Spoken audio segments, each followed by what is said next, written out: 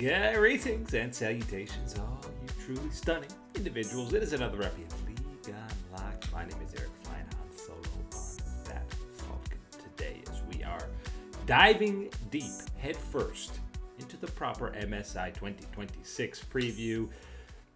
Slightly different format, tons of storylines to get into. It's going to be first stand taken to another level in terms of international events. And today we're doing full player ranking for every role that will be attending this year's midseason invitational. We're going to start on that top side action where it's a very Korean friendly list, I think you would absolutely say. And of course, there's some heated rivalries within just MSI itself and domestically, especially on that top side of this board.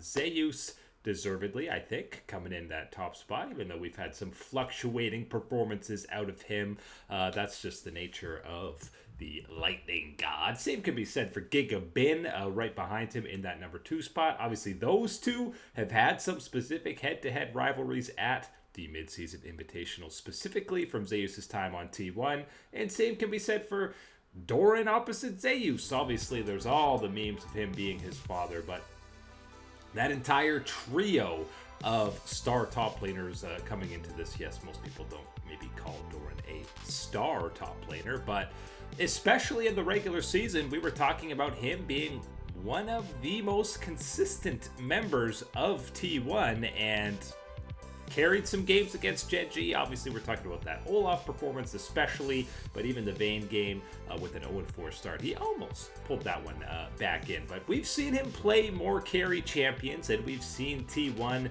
be more willing to allow him to be the focal point, the win con for the entire squad. So definitely nice to see the confidence from the organization and teammates in Doran lately, and excited to see him match up against Zeus and Bin. I think that's an easy 1-2 in terms of who, I mean, that's, you basically don't need to see a season play out or a split to play out to probably assume that guys like Zeus and Bin will be at the very top of a table like this, and this one no different.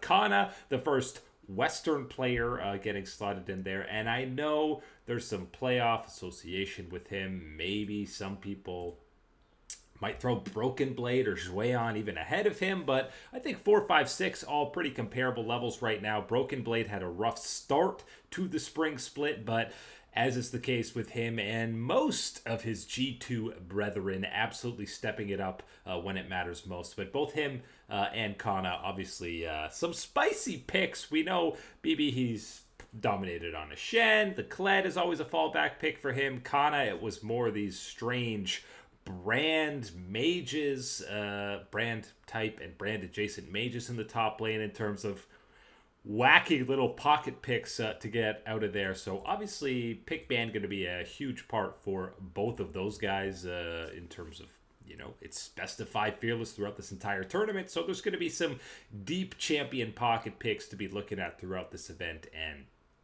yeah, look no further than Kana and BB for either counter picks or off meta picks to just kind of hold their own in that laning phase. Jueon, obviously the rookie for top esports behind them, who has gone from absolute world burner, taking over the top side, main contender to Bin in the top side, to, yeah, he's a rookie and there's definitely going to be some learning curves.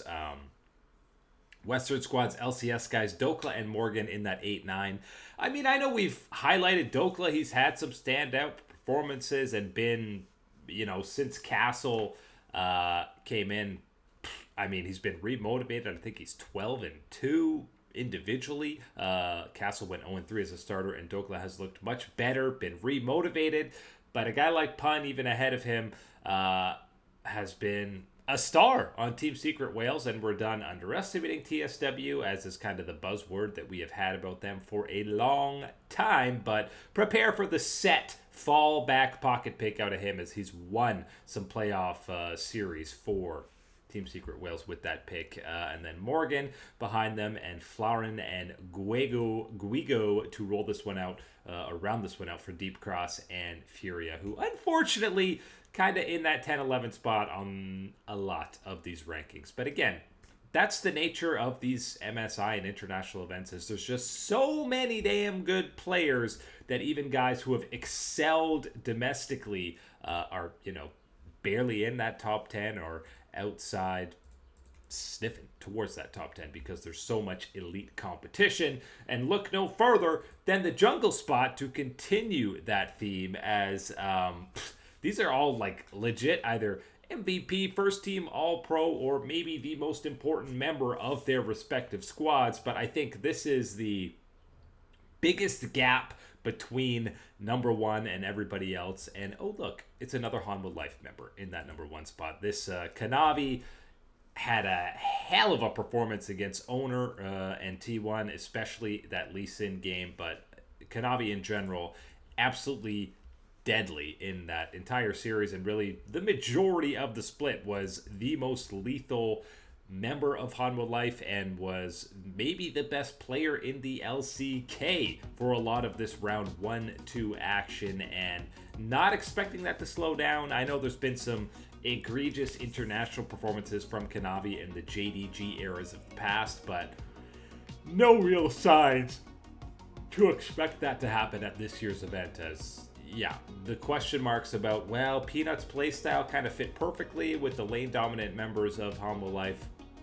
It's only been that hyper accelerated with the aggression that Kanavi brings, especially in the early game. And we saw that again in full force against T1. That's not to say we're not disrespecting Owner. He had a fantastic series against Canyon, especially, in the final couple of games. The second half of the series did Owner, and we're used to talking about him as one of, at least in recent years, the more reliable members of T1, even though there's the circus effect, and he is often the ringleader of that circus. When this guy's on, T1 is absolutely at their best, and still not going to be sleeping on him. And we're definitely not sleeping on this man in the 3 spot. Probably, most definitely, the highest ranking Western player coming into this event if you were to do just a straight up top 10. And that is the finals MVP from the LEC, D-Kane himself, Skewmond.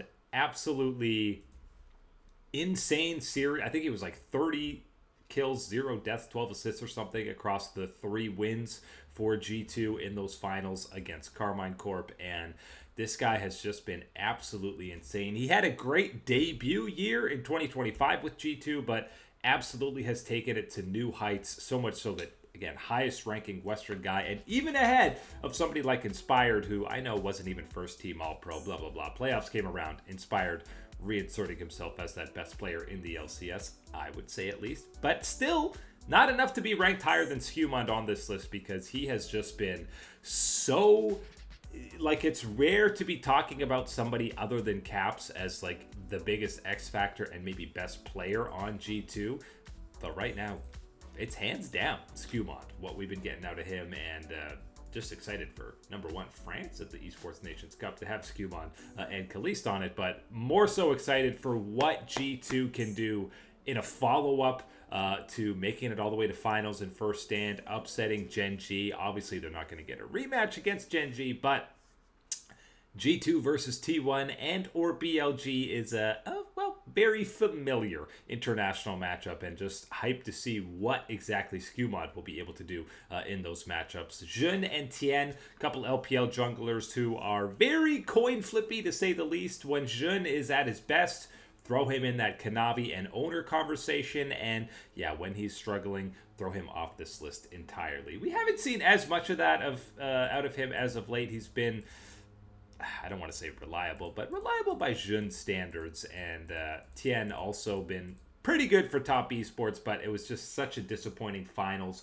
for TES, and I mean, obviously BLG had to do the full run through the gauntlet. So jungle often kind of the least or most exploitable role in the LPL, and I don't think that changes heading into this year's MSI. Yike and Jose Dioto in that 7-8 spot is another example of just, like, Jose Dioto was so good even in the series, lost to Lion, and Yike has been a top 3 jungler ever since he joined Carmine Corp. But I mean, the list ahead of them is just too good.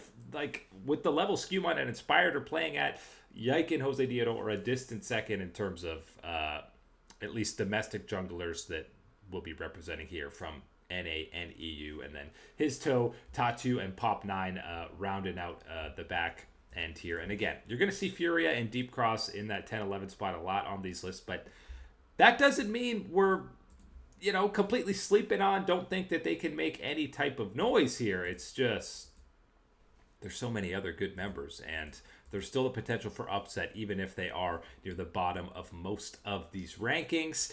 Typically, at these international events, it's usually mid lane that's kind of the most stacked, but I don't think it's the most stacked position at this event, and that's mainly because the top two on this list are kind of in another realm right now. This is one of the few positions that we don't have Hanwha Life or a Hanwha Life member in that number one spot, and that is because Knight is the best player in the world right now heading into this event. And listen, Zeka had an insane series against T1. Zeka, this is his best split since 2022 DRX era individually, but Knight also maybe having the best split of his career. And yeah, Knight has had a lot of good splits in his career. He won regular season MVP, had the most player of the games, he won finals MVP, and at least more than 50% of the wins that BLG have had this entire split are a direct result of Knight near 1v9ing. They would definitely not be winning a title without Knight playing at the level that he is at right now, and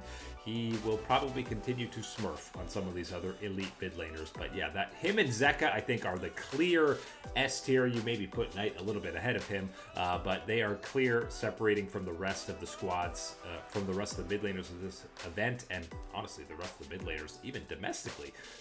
Chovy's in the same conversation, but other than that, a clear gap between them.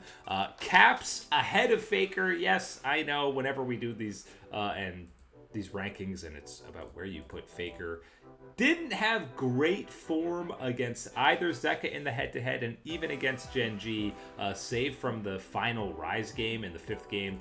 Did not have himself a great series. He had some good plays on the Sandra, I'll give him that, but also some atypical Faker GOAT performances, getting caught out, making just mechanical misplays.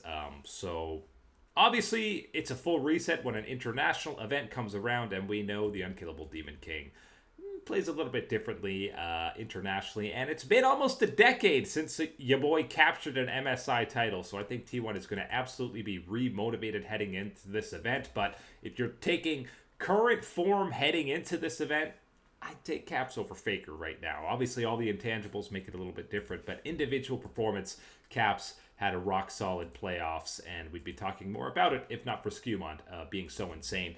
Talk about overperformance. How about Saint in playoffs? For Lion, he was better than advertised. Outperformed Quid, who just had a great series against Cloud9. So both Quid and Saint, yes, a couple Korean mid laners coming over from the LCS, but I expect both of them to hold their own. I mean, they're at least a comparable level to Cream right now, as you have that 5, 6, 7. Cream took a little bit of a dip from his first split, where he had to do a lot of hard carrying with that different top esports roster. Jackie Love and Tien come in, and there's less of a burden on him, but that comes with him not being as, carry-centric and elite in that mid lane. There's definitely several question marks that you can talk about with top esports, and Cream is maybe the latter end of that one.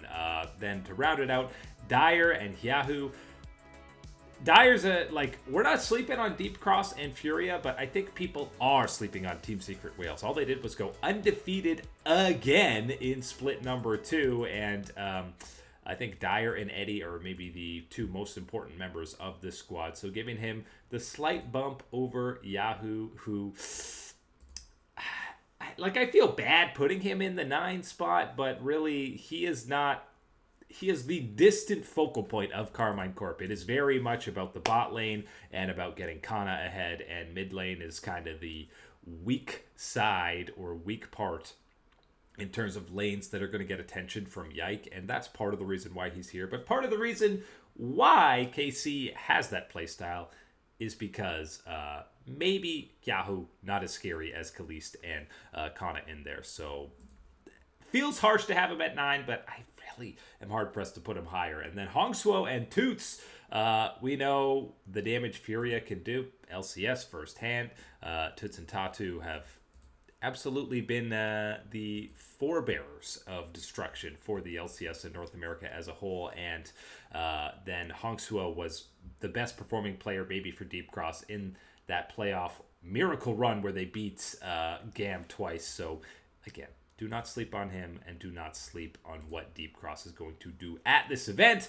Now we roll on to that bot lane, and alluded to it, it's not mid lane that's the most stacked at this event. It, to me at least, 100% is that AD carry, that bot lane. And I mean, case in point, listen, Jan has underperformed, I think, no question, both him and Core JJ, so I feel less bad about putting him 9 than I did about Yahoo in that mid lane. But Eddie and Berserker at 7 and 8 is a testament to how insane this list is, because Berserker just had a fantastic playoff run. Eddie, we've seen on the international stage show up time and time again. So those guys are both elite, and I'm excited to watch, and probably the best in their role in their region. But look at the 6 guys ahead of them. Even Han Sama in at 6 you feel bad about, because this is a lane demon and has had, again, a resurgent, one of his best splits for G2. But the top half of this board is just, it's too good. So, like, Han Sama, I think, can go toe-to-toe, maybe hold his own against, I mean, obviously against Kaliste. We've seen him do that. He could probably hold his own against Jackie Love. That 4-5-6 is incredibly stacked. We're giving a lot of respect to Kaliste in terms of just, I mean, really the only knock you have on Kaliste is maybe playing a little bit too cocky, positioning a little bit too far forward, getting caught out, and that is very much the school of Jackie Love AD carry play. So shout out to him, and that's where they are in that 4-5 area. And then we obviously have the triumvirate of Korean AD carries. Yes, I know Viper's on BLG, but yes, he is still Korean and has improved vastly in the second half of Split 2 to what we got in Split 1 and even the start of Split 2 for BLG. He's actually been a reliable carry, the Robin to Knight's Batman. It's probably more been as the Robin. Maybe the Alfred to Knight's Batman is the role that Viper has been playing, picking up the slack when he needs to be and giving him with some cool tech gear when it's absolutely necessary. Shout out to Alfred in the Batman history. But Viper, we need to see another level for him to reach the Pays and Gumayushi school of AD carry right now. And obviously, Pays was absolutely insane, had the better of Ruler across basically all 5 games in that T1 Genji series. But we still give the nod to Gumayushi for, I mean, all of a sudden learning how to play Ziggs on Hanwha Life, and has just been, alongside Delight, an absolute menace in the laning phase and beyond to close out this second part of the split for the LCK and Hanwha Life. But Guma and Pays, I think, clearly the 1-2 AD carries coming in here, and obviously you've got a lot of storyline history there. Guma going against his replacement. Pays has already won an MSI and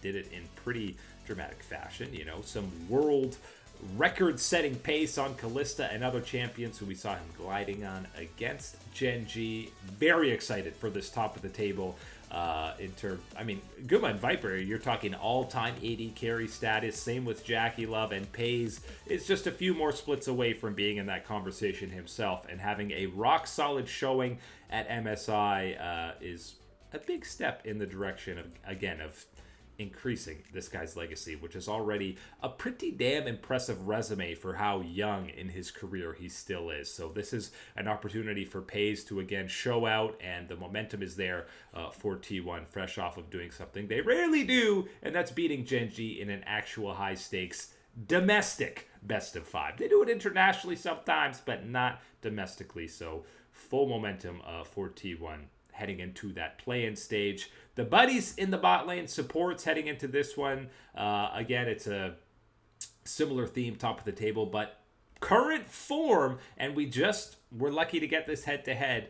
you're putting Delight ahead of Kyria right now, even though Kyria had some insane Lulu and other champions against Gen G. Delight was, I mean, especially some of the deciding games against T1, especially that Blitzcrank game and the Camille, the Renata Glask. He's had some fantastic performances and is like peak Gen G form Delight when we were talking about him right there with Kyria in terms of best supports in the LCK, and absolutely deserves that credit. Not to say Kyria can't for sure usurp that #1 support title from him, depending on how this tournament goes, as again, we got to level up from the T1 bot lane over the last month or so. Big respect for Busio in that #3 spot, ahead of a couple of LPL guys in On and Fengyue. And I know On has these crazy Skarner, Anivia, he's played the Camille bot lane, but Busio, the level of the next support after him in the LEC, whether you want to say it's Alvaro or Labrov, it was big. Busio had an incredible split to a big level up from what we got even from split 1 from both him and Khalees in that bot lane, and has not missed a beat really since transferring over to EU. And excited to see him at yet another MSI. He had some fantastic play on FlyQuest the last time we saw him there. So excited for him. Excited to see some growth out of Labrov James, who obviously is maybe the most scrutinized member of this G2 roster, but really shut down a lot of the haters in this playoff run. Bai is much like Dyer and Eddie ahead of Isles and Core JJ, just because, I mean, he's the best support in the LCP by far. You're familiar with him from his GAM days. But Isles and Core JJ both, I mean, support play in general, I know Vulcan won MVP for Cloud9, but support play in general is not at the most elite level right now in the LCS. So I think fairly you put Bai ahead of both those guys, but maybe there's a resurgent run out of Core JJ and Xiaoxi and Jojo, two guys who honestly could be ahead of the LCS counterparts because they are so integral to their rosters. And we'll end the ranking by again saying, do not sleep on either Deep Cross or Furia. Obviously, Furia is already through to that main stage, but Deep Cross, there's a chance they at least take some games off the Western teams. And by Western teams, I of course really mean Team Liquid, because that's just how it is for the LCS internationally. But that is it today for League Unlocked. My name is Eric. Thank you to all you stunners for hanging out, supporting the channel as always.